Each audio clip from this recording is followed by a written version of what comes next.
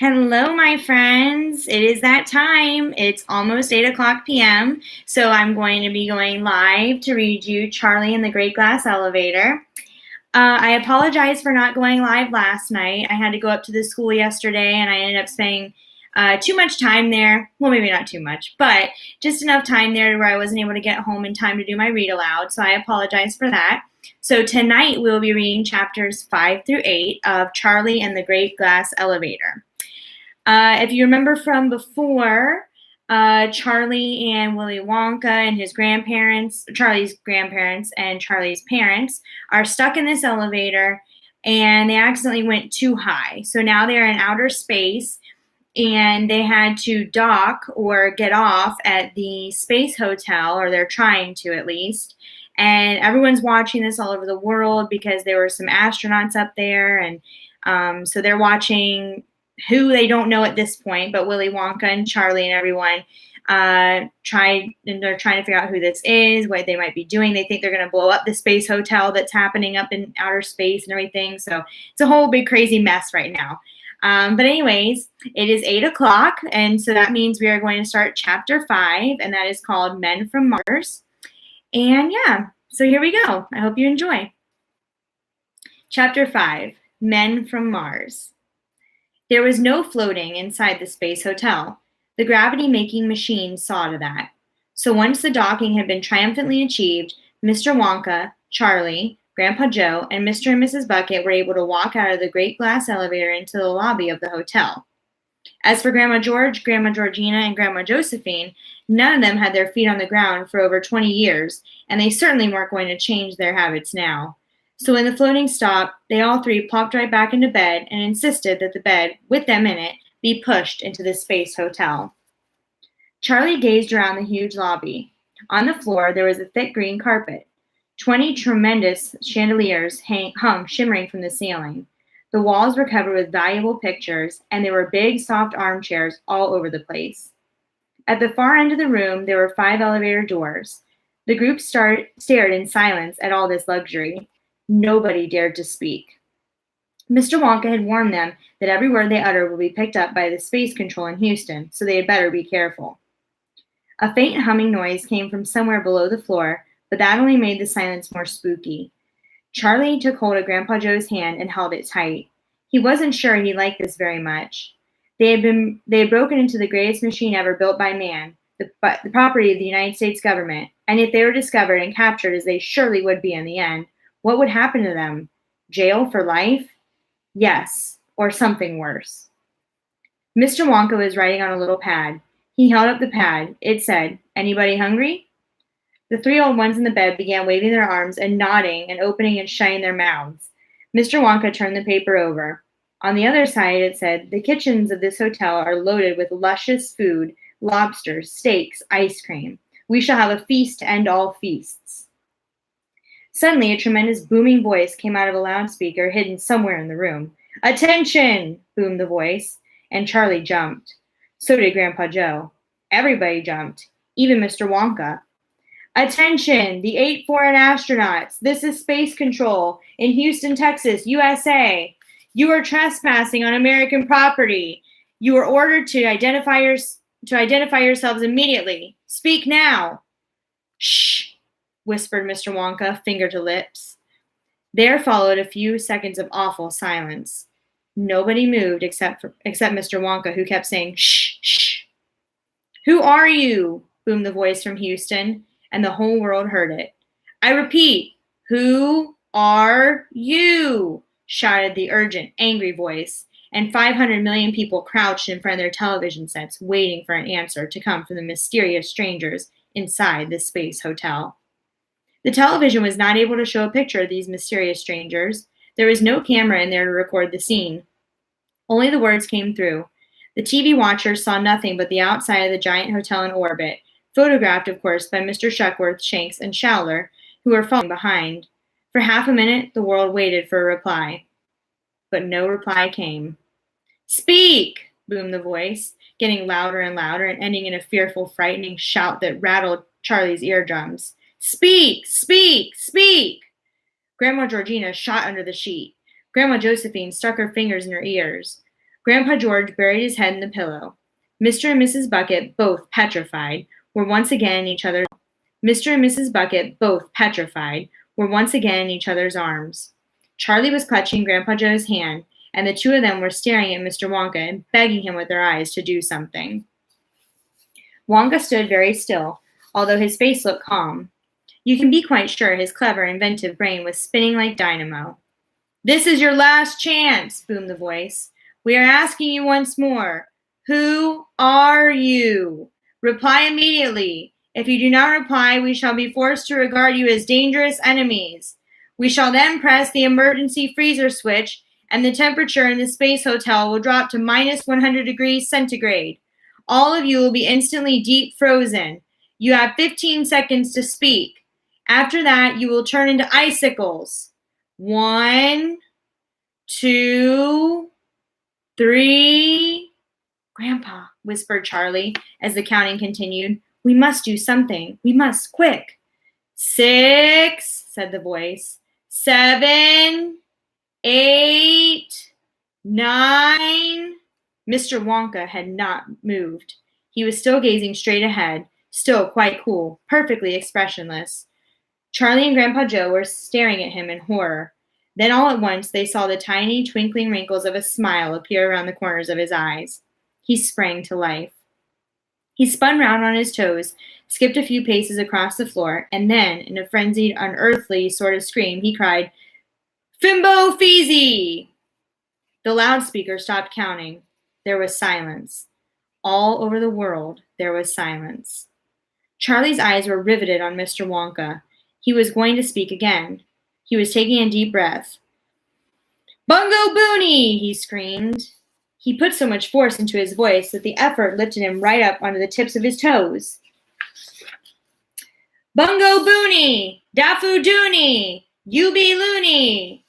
Again, the silence. The next time Mr. Wonka spoke, the words came out so fast and sharp and loud they were like bullets from a machine gun. "Zonk, zonk, zonk, zonk, zonk!" he barked. The noise echoed around the lobby of the Space Hotel. It echoed around the world. And there's Mr. Wonka with the chandeliers and everything.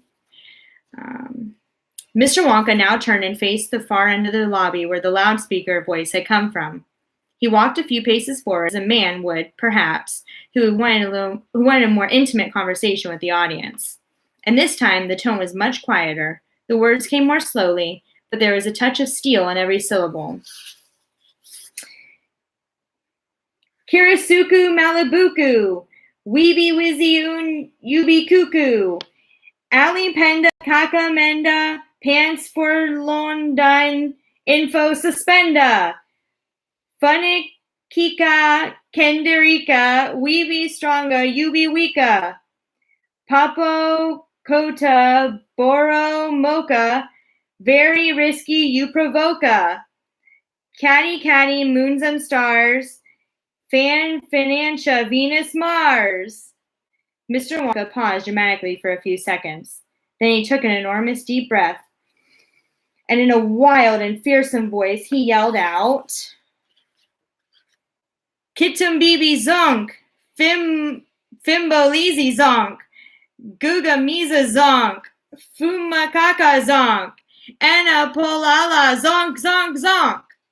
The effect of all this on the world below was electric. In the control room in Houston, in the White House, in Washington, in palaces and sitting buildings and mountain shacks from America to China to Peru, the 500 million people who heard that wild and fearsome voice yelling out these strange and mystic words all shivered with fear before their television sets. Everybody began turning to everybody else and saying, "Who are they? What language was that? Where do they come from?" In the president's study in the White House, Vice President Tibbs, the members of the cabinet, the chiefs of the Army and the Navy and the Air Force, and the sword swallower from Afghanistan, the chief financial advisor, Mrs. Tabispus, the cat all stood tense and rigid. They were more than a little afraid, but the president himself kept a cool head and a clear brain. "Nanny," he cried. "Oh, Nanny, what on earth do we do now?" "I'll get you a nice warm glass of milk," said Miss Tibbs. "I hate the stuff," said the president. "Please don't make me drink it." Then summon the chief interpreter, said Miss Tibbs. Summon the chief interpreter, said the president. Where is he? Right here, Mr. President, said the chief interpreter. What language was that creature shouting up there in the space hotel? Be quick. Was it Eskimo? Not Eskimo, Mr. President. Ha!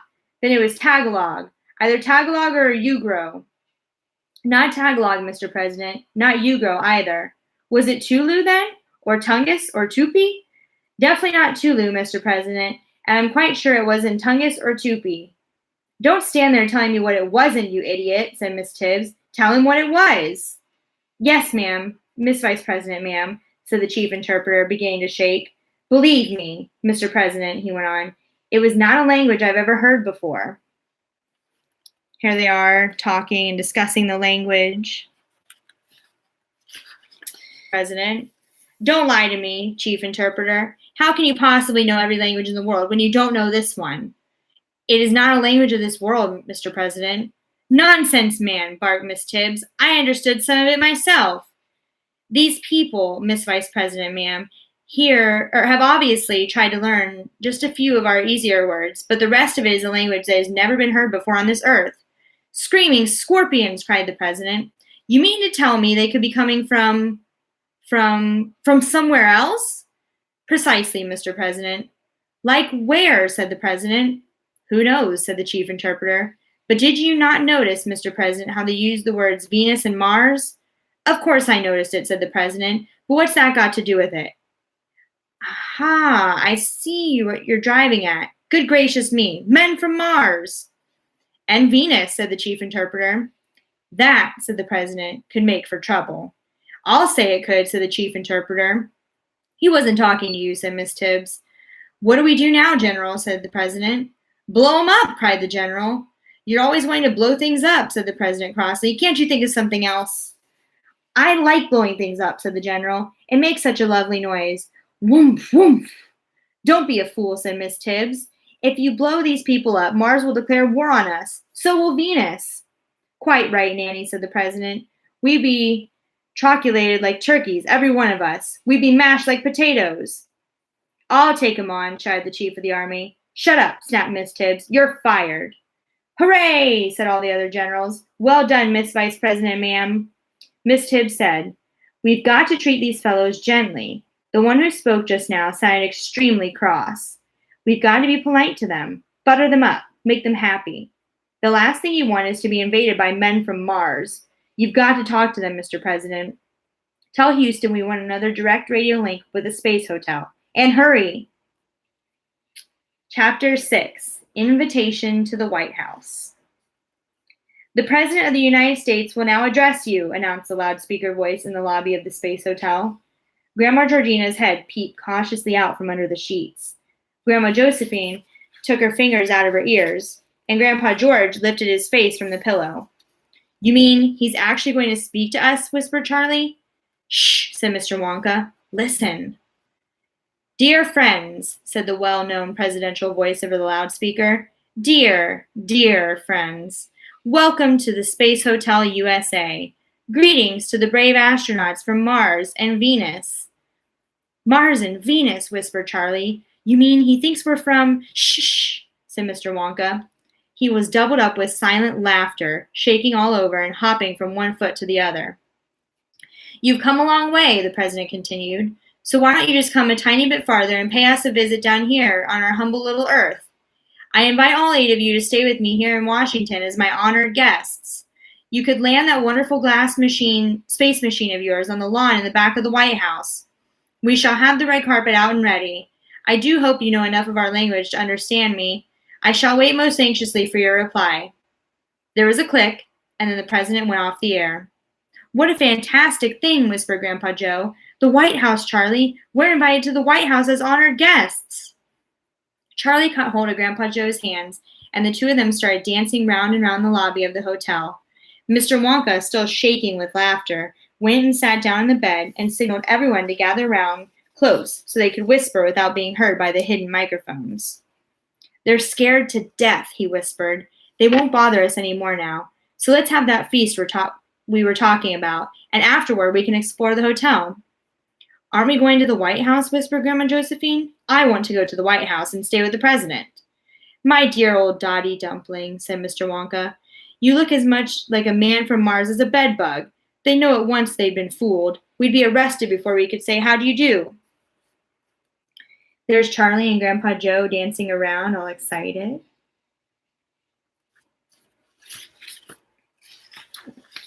Mr. Wonka was right. There could be no question of accepting the president's invitation, and they all knew it. But we've got to say something to him, Charlie whispered. He must be sitting down there in the White House this very minute waiting for an answer. Make an excuse, said Mr. Bucket. Tell him we're otherwise engaged, said Mrs. Bucket. Ask him for a rain check, said Grandpa Joe. You are right, whispered Mr. Wonka. It is rude to ignore an invitation. He stood up and walked a few paces from the group. For a moment or two, he remained quiet still, gathering his thoughts. Then, once again, Charlie saw those tiny, twinkling, smiling wrinkles around the corner of his eyes, and when he began to speak, his voice this time was like the voice of a giant, deep and devilish, very loud and very slow. In the quelchy, quaggy sogmire, in the mashy, midious, harsh land, at the witchy hour of gloomness, all the grobes come oozing home. You can hear them softly sliming, glissing, hissing o'er the slubber, all these oily, boily bodies oozing onward in the gloam. So start to run, oh skid and daddle, through the slubber slush and sossle. Skip, jump, hop, and try to scattle. All the grobes are on the roam. There's Mr. Wonka, being a little crazy. In his study, 240 miles below, the president turned white as the White House. Jumping jackrabbits, he cried. I think they're after us. Oh, please let me blow them up, said the ex-chief of the army. Silence, said Miss Tibbs. Go stand in the corner. In the lobby of the Space Hotel, Mr. Wonka had merely paused in order to think up another verse, and he was just about to start off again when a frightful, piercing scream stopped him cold. The screamer was Grandma Josephine. She was sitting up in bed and pointing with a shaking finger at the elevators at the far end of the lobby. She screamed a second time, still pointing, and all eyes turned towards the elevators. The door of the one on the left was sliding slowly open, and the watchers could clearly see there was something thick, something brown, something not exactly brown, but greenish brown, something with slimy skin and large eyes squatting inside the elevator. Chapter 7. Something nasty in the elevators. Grandma Josephine had stopped screaming now. She had gone rigid with shock. The rest of the group by the bed, including Charlie and Grandpa Joe, had become as still as stone. They dared not move. They dared hardly breathe. And Mr. Wonka, who had swung quickly around to look when the first scream came, was as dumbfounded as the rest. He stood motionless, gaping at the thing in the elevator, his mouth slightly open, his eyes stretched wide as two wheels. What he saw, what they all saw, was this. It looked more than anything like an enormous egg balanced on its pointed end. It was as tall as a big boy and wider than the fattest man. The greenish-brown skin had a shiny, wettish appearance, and there were wrinkles in it. About 3/4 up in the widest part, there were two large round eyes as big as teacups. This is what they're seeing. Looks kind of like a meatball. The eyes were white, but each had a brilliant red pupil in the center.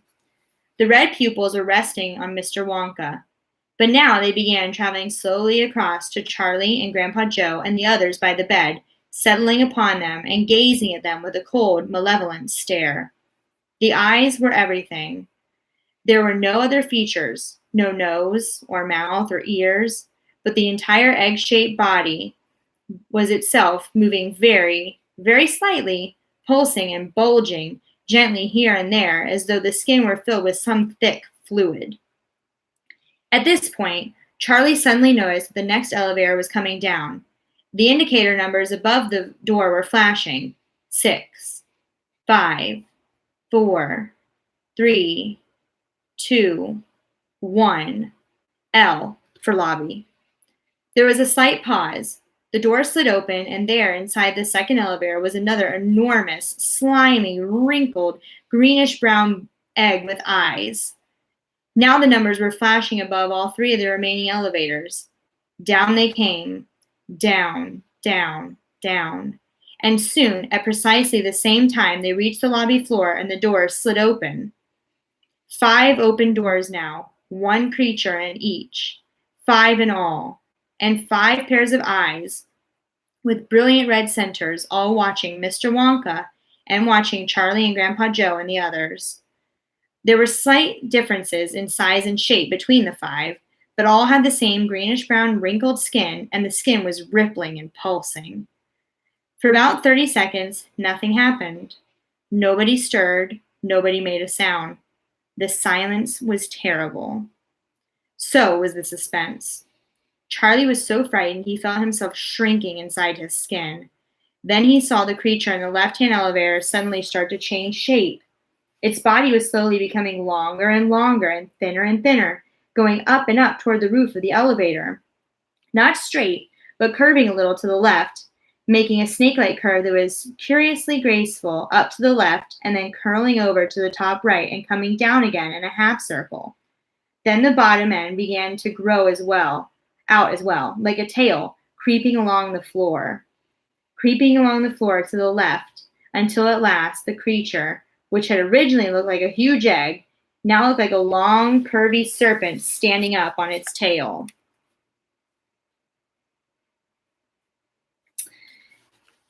Then the one in the next elevator began stretching itself the same way, and what a weird and oozy thing it was to watch.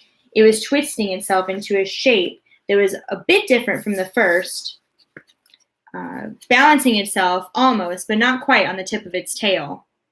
Then the 3 remaining creatures began stretching themselves all at the same time, each one elongating itself slowly upward, growing taller and taller and thinner, curving and twisting, stretching and stretching, curling and bending, balancing either on the tail or the head or both, and turned sideways now so that only one eye was visible. When they all stopped stretching and bending, this was how they finished up. S-C-R-A-M. Scram, shied Mr. Wonka. Get out quick! People had never moved faster than Grandpa Joe and Charlie and Mr. and Mrs. Bucket at that moment. They all got behind the bed and started pushing like crazy. Mr. Wonka ran in front of them, shouting, Scram, scram, scram! And in 10 seconds flat, all of them were out of the lobby and back inside the great glass elevator. Frantically, Mr. Wonka began undoing bolts and pressing buttons. The doors of the great glass elevator snapped shut, and the whole thing leaped sideways. They were away. And of course, all of them, including the 3 old ones in the bed, floated up again into the air. Chapter 8. The Vermicious Canids. Oh my goodness me, gasped Mr. Wonka. Oh my sainted pants. Oh my painted ants. Oh my crawling cats. I never hope to see anything like that again. He floated over to the white button and pressed it. The booster rockets fired. The elevator shot forward at such a speed that soon the space hotel was out of sight, far behind. But who were those awful creatures? Charlie asked. You mean you didn't know? Cried Mr. Wonka. Well, it's a good thing you didn't know. If you had even the faintest idea of what horrors you were up against, the marrow would have run out of your bones. You'd have been fossilized with fear and glued to the ground. Then they'd have gotten you. You'd have been a cooked cucumber. You'd have been rasped into 1,000 tiny bits, grated like cheese and flocculated alive. They'd have made necklaces from your knuckle bones and bracelets from your teeth. Because those creatures, my dear ignorant boy, are the most brutal, vindictive, venomous, murderous beasts in the entire universe. Here, Mr. Wonka paused and ran the tip of a pink tongue all the way around his lips. Vermicious canids, he cried. That's what they were. He sounded the K. Canids, like that. I thought they were grobes, Charlie said. Those oozy-woozy grobes you were telling the president about. Oh, no, I just made those up to scare the White House, Mr. Wonka answered. But there's nothing made up about vermicious canids, believe you me. They live, as everybody knows, on the planet Vermes, which is 18,427 million miles away, and they are very, very clever brutes indeed. A vermicious canid can turn itself into any shape it wants. It has no bones. Its body is really one huge muscle, enormously strong but very stretchy and squishy, like a mixture of rubber and putty with steel wires inside. Normally it's an egg shape, but it can just as easily give itself two legs like a human or four legs like a horse. It can become as round as a ball or as long as a kite string. From 50 yards away, a fully grown vermicious canid could stretch out its neck and bite your head off without even getting up. Bite your head off with what? Said Grandma Georgina. I didn't see any mouth. They have other things to bite with, said Mr. Wonka darkly. Such as what? Said Grandma Georgina. Ring off, said Mr. Wonka. Your time's up. But listen, everybody, I've just had a funny thought. There I was, kidding around with the president and pretending we were creatures from some other planet, and by golly, there actually were creatures from some other planet on board. Do you think there were many? Charlie asked. More than the 5 we saw? Thousands, said Mr. Wonka. There are 500 rooms in that space hotel, and there's probably a family of them in every room. Somebody's going to get a nasty shock when they go on board, said Grandpa Joe. They'll be eaten like peanuts, said Mr. Wonka, every one of them. You really don't mean that, do you, Mr. Wonka? Charlie said. Of course I mean it, said Mr. Wonka. These vermicious canids are the terror of the universe. They travel through space in great swarms, landing in other stars and planets and destroying everything they find. There used to be some other rather nice creatures living on the moon a long time ago. They were called Poozas, but the vermicious canids ate the lot. They did the same on Venus and Mars and many other planets. Why haven't they come down to our Earth and eaten us? Charlie asked. They've tried to, Charlie, many times, but they've never made it. You see, all around our Earth, there is a vast envelope of air and gas, and anything hitting that at high speed gets red hot. Space capsules are made of special heat-proof metal, and when they make a re-entry, their speeds are reduced right down to about 2,000 miles an hour, first by retro rockets and then by something called friction. But even so, they get so badly scorched. Canids, which are not heat-proof at all and don't have any retro rockets, get sizzled up completely before they're halfway through. Have you ever seen a shooting star? Lots of them, Charlie said. Actually, they're not shooting stars at all, said Mr. Wonka. They're shooting canids. They're canids trying to enter the Earth's atmosphere at high speed and going up in flames. What rubbish, said Grandma Georgina. You wait, said Mr. Wonka. You may see it happening before the day is done. But if they're so fierce and dangerous, Charlie said, why didn't they eat at a space hotel? Why did they waste time twisting their bodies into letters and writing scram? Because they're show-offs, Mr. Wonka replied. They're tremendously proud of being able to write like that. But why say scram when they want to catch us and eat us? It's the only word they know, Mr. Wonka said. Look, screamed Grandma Josephine, pointing through the glass. Over there! Before he even looked, Charlie knew exactly what he was going to see. So did the others. They could tell by the high hysterical note in the old lady's voice. And there it was, cruising effortlessly alongside them, a simply colossal, vermicious canid, as thick as a whale, as long as a truck, with the most brutal, vermicious look in its eyes. It was no more than a dozen yards away, egg-shaped, slimy, greenish-brown, with one malevolent red eye, the only one visible, fixed intently upon the people floating inside the great glass elevator. The end has come, screamed Grandma Georgina. He'll eat us all, cried Mrs. Bucket. In one gulp, said Mr. Bucket. We're done for, Charlie, said Grandpa Joe. Charlie nodded. He couldn't speak or make a sound. His throat was seized up with fright. But this time, Mr. Wonka didn't panic. He remained perfectly calm. We'll soon get rid of that, he said, and he pressed 6 buttons all at once, and 6 booster rockets went off simultaneously under the elevator.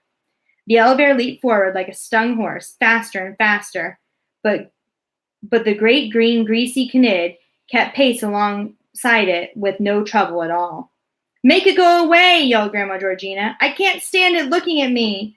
Dear lady, said Mr. Wonka, it can't possibly get in here. I don't mind admitting I was a trifle alarmed back there in the space hotel, and with good reason. But here we have nothing to fear. The great glass elevator is shockproof, waterproof, bomb-proof, bulletproof, and Knid-proof. So just relax and enjoy it. Oh, you Knid, you are vile and vermicious, cried Mr. Wonka. You are slimy and soggy and squishious. But what do we care? 'Cause you can't get in here. So hop it and don't get ambitious. At this point, the massive Knid turned and started cruising away from the elevator. There you are, cried Mr. Wonka, triumphant. It heard me. It's going home. But Mr. Wonka was wrong. When the creature was about 100 yards away, it stopped, hovered for a moment, and then went smoothly in reverse, coming back toward the elevator with its rear end, which was the pointed end of the egg, now in front. Even going backward, its acceleration was unbelievable. It was like some monstrous bullet coming at them, and it came so fast nobody even had time to cry out. Crash! It struck the glass elevator with the most enormous bang, and the whole thing shivered and shook. But the glass held, and the Knid bounced off like a rubber ball. What did I tell you? Shouted Mr. Wonka, triumphant. We're safe as sausages in here. He'll have a nasty headache after that, said Grandpa Joe. It's not his head, it's his bottom, said Charlie. Look, Grandpa, there's a big bump coming up on the pointed end where he hit. It's turning black and blue. And so it was. A purple bruisey bump the size of a small automobile was appearing on the pointed rear end of the giant Knid. Hello, you dirty great beast, cried Mr. Wonka. There's the Knid coming at the elevator down here.